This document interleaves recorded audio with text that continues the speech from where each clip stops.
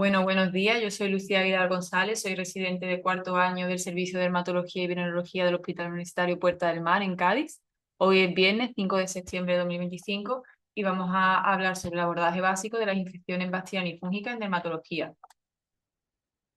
Bueno, a modo de introducción, la teledermatología es una técnica que permite al dermatólogo evaluar las lesiones cutáneas a través de técnicas de telemedicina y está demostrado tener varias ventajas, como son pues que es una herramienta muy fácil y accesible para la atención primaria, permite la accesibilidad al paciente, permite también la resolución de problemas en un solo acto y también reduce la demora para la atención del dermatólogo, sirve como triaje para nosotros y también pues permite el acceso desde localizaciones remotas y es un proceso costo efectivo. Nosotros vamos a hablar sobre las infecciones que en un estudio piloto de Madrid suponen más o menos un 7% de las teleconsultas. Vamos a hablar primero de las infecciones bacterianas, que muchas veces son cuadros agudos y en ocasiones algunos son autolimitados, como veremos ahora. Empezando por el impétigo, que es una infección superficial y contagiosa que puede ser no ampolloso, mayormente producido por Staphylococcus aureus Streptococcus pyogenes, en el que solemos ver, sobre todo en niños pequeños, estas costras mericéricas que son como amarillentas y suele aparecer sobre todo en la zona periorificial de la cara, aunque puede aparecer en otras localizaciones. Y luego tenemos la variante ampollosa, que se produce menos frecuentemente, solo por Staphylococcus aureus, que esta afecta predominantemente a la flexura y también puede aparecer en niños y personas jóvenes. Lo que veremos son ampollas o, en su defecto, cuando estas pues ya no están, pues veremos estas erosiones y costras con un collarete periférico descamativo indicativo de que aquí había pues una ampolla previamente. Destacar que suele producirse también en personas con pieles atópicas o con pieles traumatizadas. Tratamiento es sencillo, antibióticos tópicos tipo mupirocina o ácido fursídico. Importante que son lesiones autorresolutivas. Si vemos que puede haber algún tipo de complicación tipo celulitis o bacteriemia, derivar al paciente. Y bueno, también si es un paciente que, por ejemplo, tiene una enfermedad de base descontrolada con una dermatitis atópica, pues quizás haya que citarlo para controlar más su enfermedad de base. La foliculitis bacteriana es una infección superficial o profunda del folículo piloso y normalmente pues está implicado también en Staphylococcus aureus o en el caso de las bañeras, piscinas y jacuzzi, Pseudomonas. Los factores de riesgo pues, son los mismos que veremos para el resto de infecciones de la piel, que suele ser la oclusión, la maceración de la piel, es la hipersudoración de la misma, dermatitis, diabetes mellitus. Y en la clínica, pues lo que vemos son papulopústulas en la piel, preferentemente suele aparecer en la espalda, en el tórax también, y en los varones puede aparecer en la zona de la barba, que en este caso se llama psicosis. Para el tratamiento, pues lavado antiséptico con geles antibacterianos, también pues antibioterapia tópica como tratamiento de primera línea, como pirocina o clindamicina, y ya pues si es bastante extensa o también aparece en la barba, pues sí que será necesaria antibioterapia oral, de elección suele ser la doxiciclina.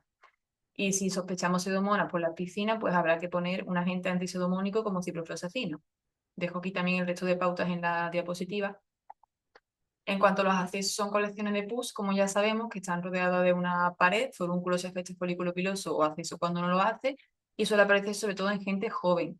Este se caracteriza por la aparición de un nódulo que suele ser doloroso, que va creciendo y ir aumentando el dolor y se puede hacer fluctuante y bastante grande y drenar también, como vemos en las imágenes.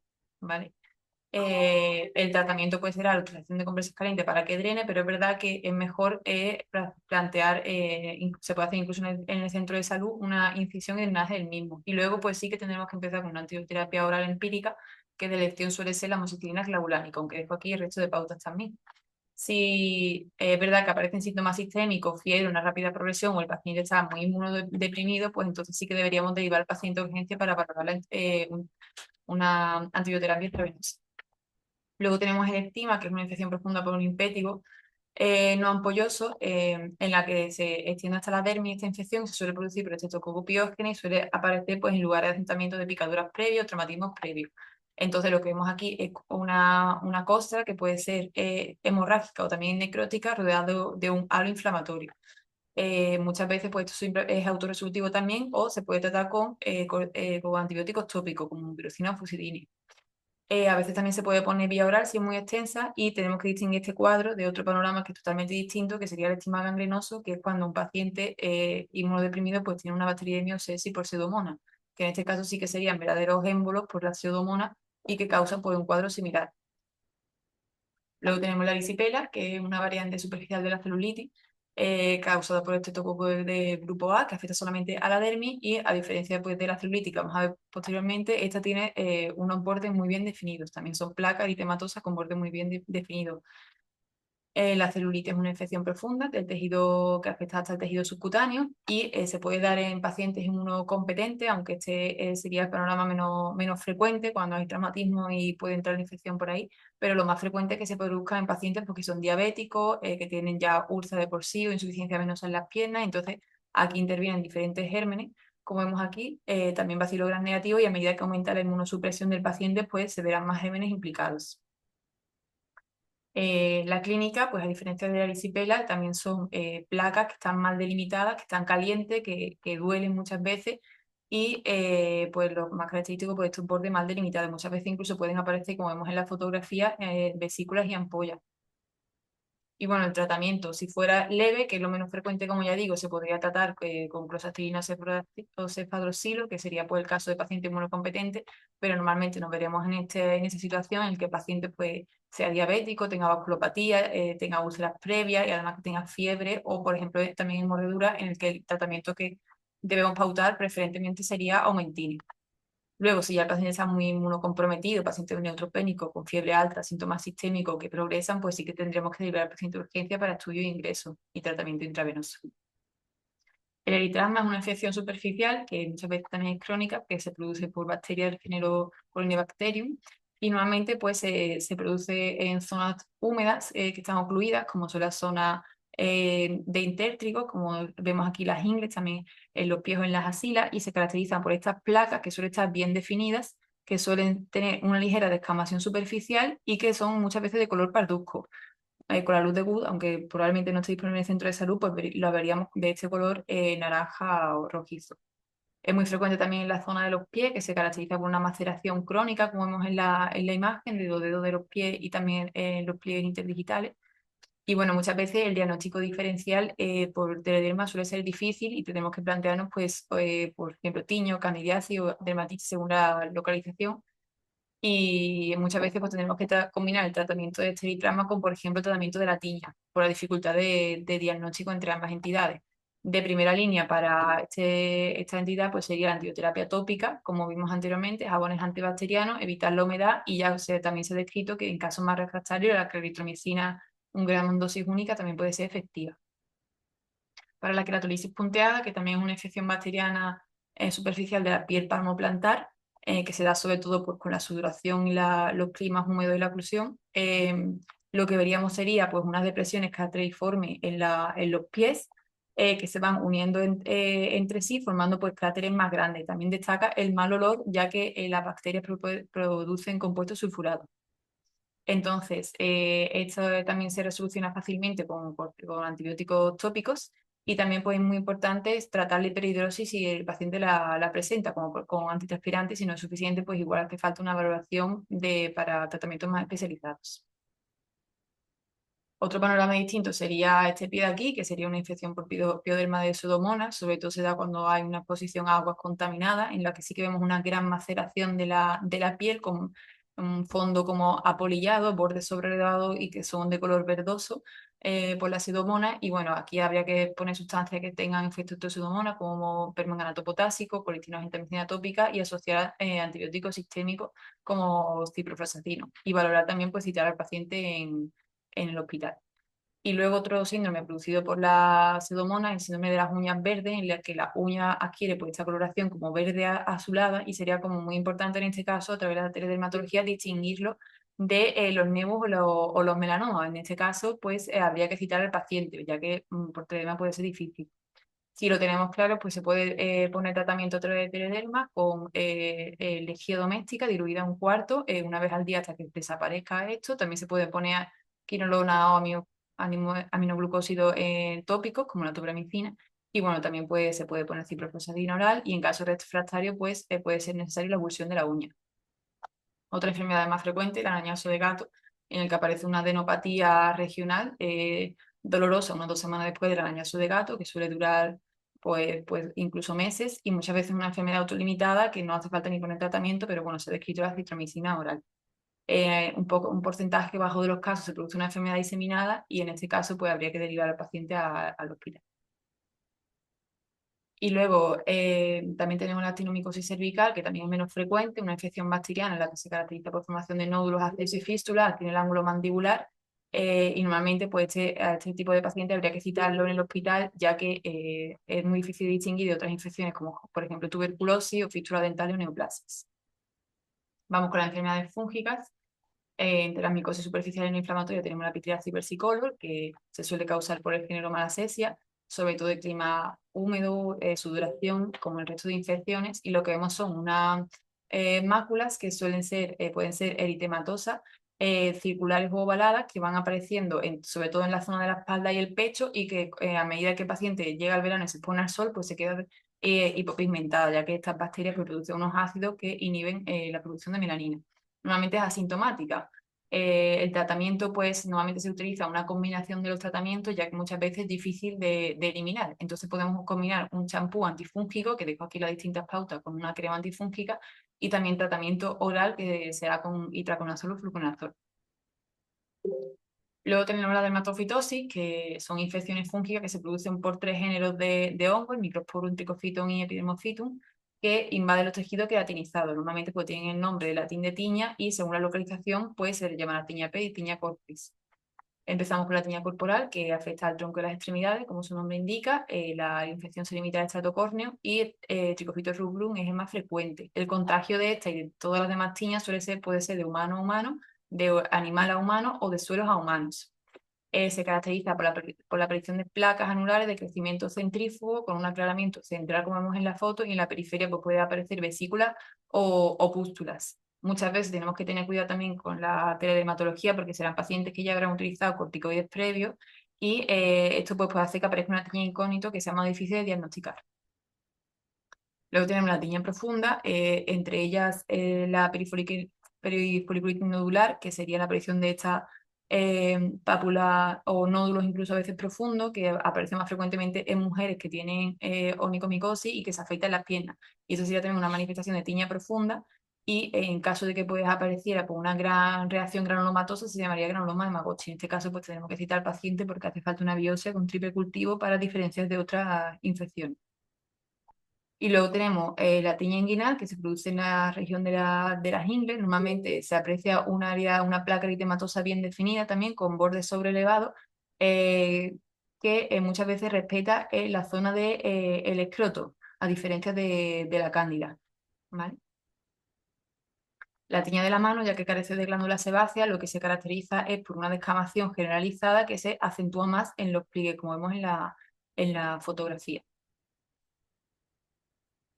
Luego la tiña de la barba, que se suele producir sobre todo por la transmisión de zoófilos, de dermatofitos zoófilos, y que normalmente es muy inflamatoria, ya que digamos, en los folículos pilosos donde más se depositan estos dermatofitos, produciendo una gran reacción con estas pápulas pústulas, muchas veces grandes placas inflamatorias, incluso muchas veces puede aparecer adenopatía y síntomas sistémicos.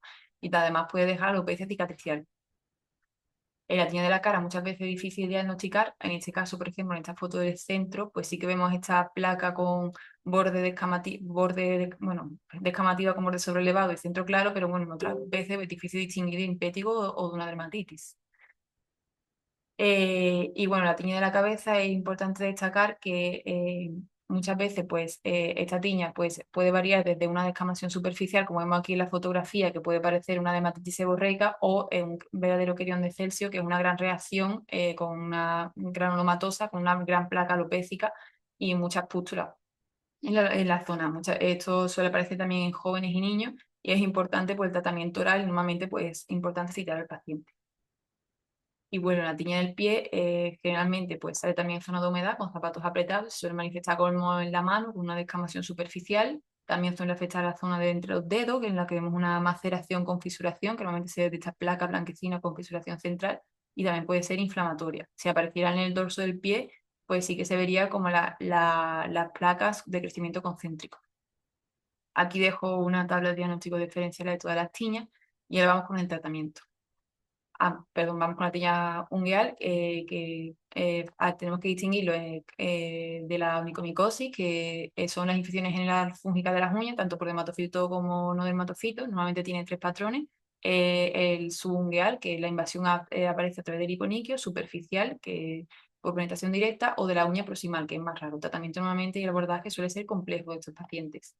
Eh, Se llama tiña ungueal cuando sí que se produce por dermatofito y este es el 90% de los casos. Lo que veremos aquí principalmente pues sería una hiperkeratosis de la uña con una onicolisis, despegamiento de la uña, estrías longitudinales y un color amarillento. Aquí también vemos una gran onicolisis con una hiperkeratosis y en estos casos son cuando aparece de forma la invasión distal. También puede ser blanca cuando aparece la infección se produce por la propia lámina ungueal. Y bueno, también destacar que el 50% de las distrofias ungueales se deben a onicomicosis. Suele ser más frecuente en las uñas de los dedos de los pies.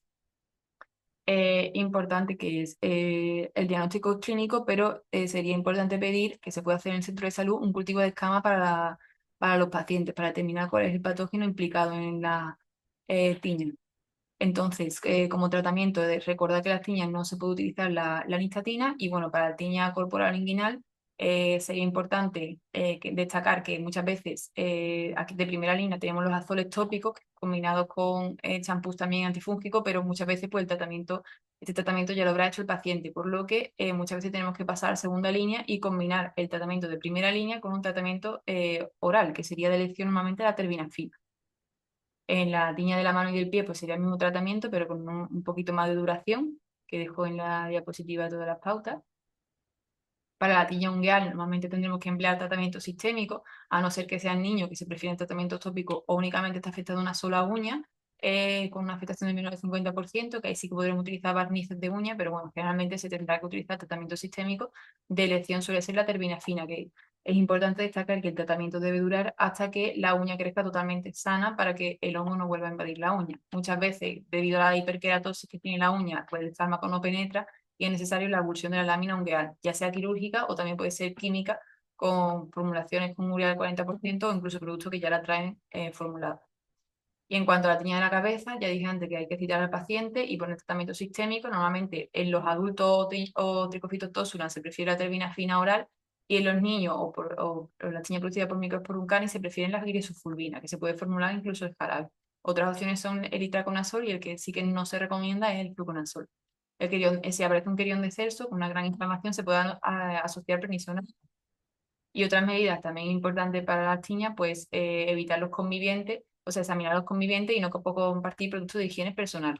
También evaluar a la mascota porque muchas veces también puede ser la que transmita la tiña. Y ya por último, las infecciones por cándida.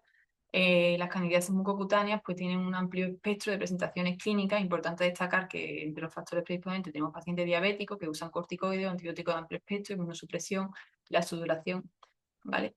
Bueno, tenemos, como vemos aquí en la fotografía, muchos tipos de manifestaciones. Puede afectar de forma de quilitis angular, las conocidas boqueras en los ángulos de la boca, sobre todo con el babeo o los aparatos dentales. También puede aparecer en la boca, que puede aparecer tanto en la mucosa yugal como aquí en la lengua, en forma de estas placas blanquecinas que se desprenden fácilmente. También suele aparecer en la zona del pañal, en los niños pequeños, entonces, abarcando toda la zona del pañal. También destacamos que, a diferencia de las tiñas que anteriormente vemos como aquí el escroto sí que se afecta, y es importante también destacar que suelen ser rojo muy intenso y que tienen múltiples lesiones satélites que también nos haré diferenciarlo de las tiñas.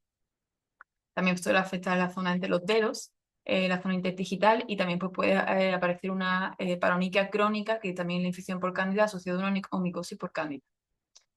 Y bueno, aquí también un resumen de los tratamientos. Cuando afecta a la boca se puede poner los enjuagues de nistatina asociados a tratamiento con itraconazol oral. Para la intestigo candidiásico o garanitis candidiásica, los azoles tópicos pueden ser útiles junto con un tratamiento sistémico. Para las uñas, pues el tratamiento sistémico tendría que ser de larga duración para recuperar toda la uña. Y bueno, la candidiasis vulvovaginal, también dejo aquí la pauta. El fluconazol también durante un día sería suficiente. También los comprimidos vaginales que pueden ser de uno al día. Si ya fuera más recurrente, más 3 episodios al año, pues se podría hacer largo tratamiento durante 6 meses. Y dejo aquí otra tabla con otros tratamientos también. Y nada, muchas gracias.